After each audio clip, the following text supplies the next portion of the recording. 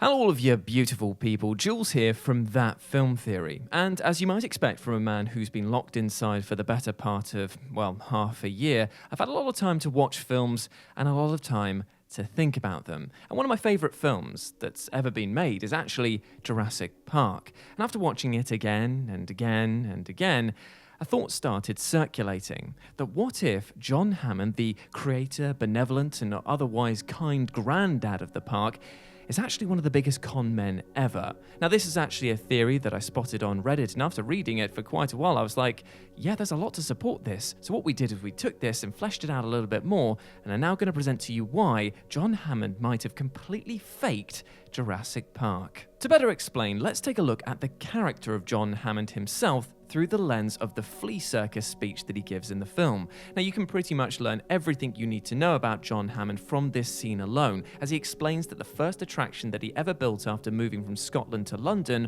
was a flea circus, and no matter how mechanized it clearly was, people still insisted that they could see the fleas. Hammond elaborates that he wanted Jurassic Park to be different. Tears nearly forming in his eyes, he tells Ellie, I wanted to show them something that wasn't an illusion, something that was real, something that they could see and touch, an aim not devoid of merit.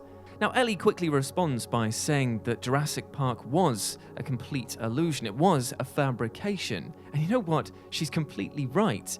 But actually in ways beyond how she actually intends. For you see, this wasn't just a flea circus designed to dupe the public, but it was actually designed to get lots of money out of people at a higher pay grade, that of the investors. For you see, Jurassic Park was never intended to work, it was only intended to secure more of the green stuff. And it all comes down to one simple fact, that creating dinosaurs using his method is impossible. And that's not just me poo-pooing the film, it's Hammond within the film's logic being fully aware that he couldn't manufacture dinosaurs using his current methods.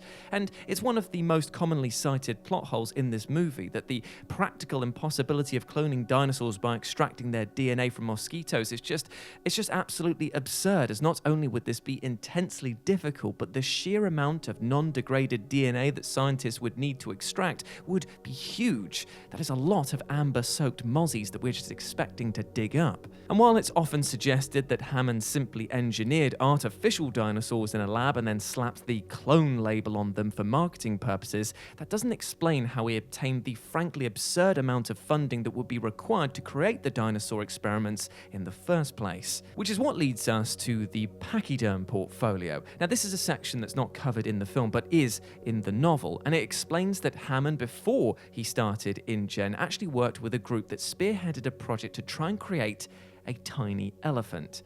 Now, this was apparently enough to secure him a whopping $870 million worth in funding for him to then go on, create InGen, and make Jurassic Park a reality. Now, there are two important pieces of information at play here. The first being that the pachyderm portfolio was a failure. The tiny elephant died shortly after it was created. And the second piece of information is that Jurassic Park, therefore, because it received the funding from the previous pachyderm portfolio experiment, was one that was based on potential, not on actual delivery of the intended goods. So Hammond started the ball rolling because, you see, he's not a scientist. At the end of the day, he is a salesman. He's a man that merely wants to tell his prospective customers what they want to hear, and it's exactly what leads him to constantly push that they found DNA in the amber. Now, whether the DNA was useful or not is actually beside the point right now, because what Hammond actually sees it as is an opportunity for greater funding. And if you imagine investments of billions of dollars coming in from this, it means that Hammond wouldn't ever actually need to deliver on his promise of the completed park. All he'd need to do is show them a proof of concept in the form of one working clone. And even if you were to look even slightly closer at the experiments that are going on within the park, you would be able to see that InGen are so far away from ever achieving this goal. The park's an absolute mess. For starters, the extracted DNA could only create dinosaurs that lived a short term. I mean, that would explain why there is a bizarre absence of dinosaurs during the tour. And remember that the only dinosaur that the group actually gets close to in the early stages is a sick Triceratops. And that proves the rule rather than the exception. I remember that they constantly tout this lysine contingency, that the dinosaurs won't be able to live off the island without a supply of the drug in their bodies. That's just an excuse to explain their short lifespans. Though claiming that he spared no expense, it's painfully clear throughout the film that Hammond skimped a lot on major infrastructural aspects of the park, from not hiring an extensive security detail to failing to provide backup generators and flood prevention systems, and of course, it would also explain why Dennis never got that raise that he was looking for. Well, that and the bloke was an utter arsehole. And then there's the fact that Hammond knowingly had the park built on an island with a volcano of dubious activity. And this is technically omitted from the final film itself, but in both the original script and the novel, they speak of the location's hot steam vents, and that suggests that the volcano is anything but dormant.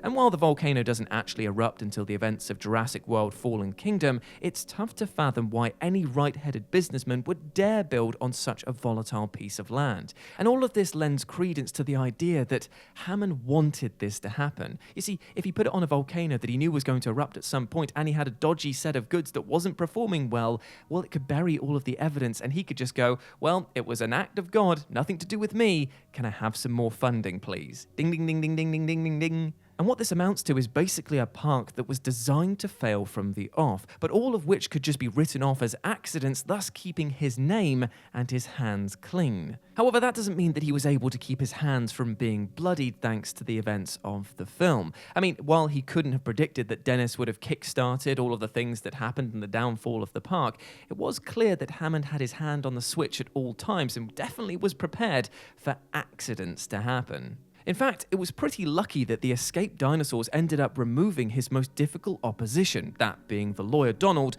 and Dennis. Now, if all had gone to plan, he would have been able to placate Dennis, who was there on behalf of his investors, with no showing dinosaurs, but just a few glimpses here and there of them in action, and that would have been enough of a tease to see investors cut another paycheck.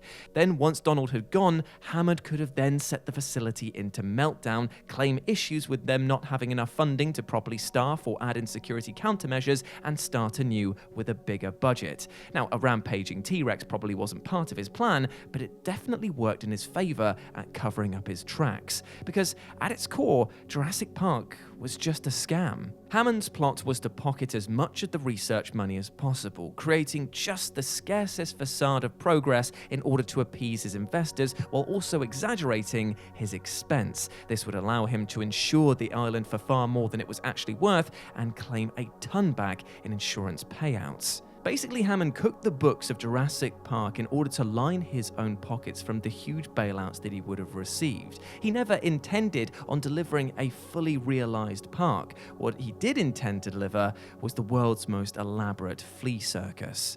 But it does leave a few questions on the table. Why would he bring his grandchildren into the mix when he knew that it could be so dangerous?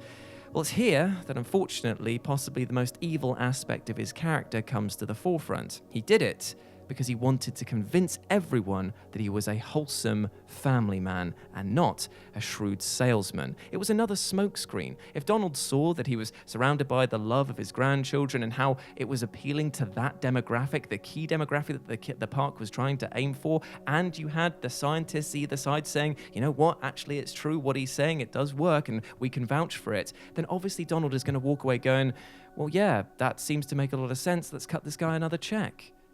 Unfortunately, it was just another facade. So Hammond, potentially quite an evil person, or at the very best, one of the world's most famous con men. And there we go, my friends. That was why John Hammond faked Jurassic Park. I hope that you enjoyed that, and please let me know what you thought about it down in the comments section below. Do you think this theory holds water, or do you poo-poo the idea like stinky, stinky mountains of dino droppings? Let me know either way.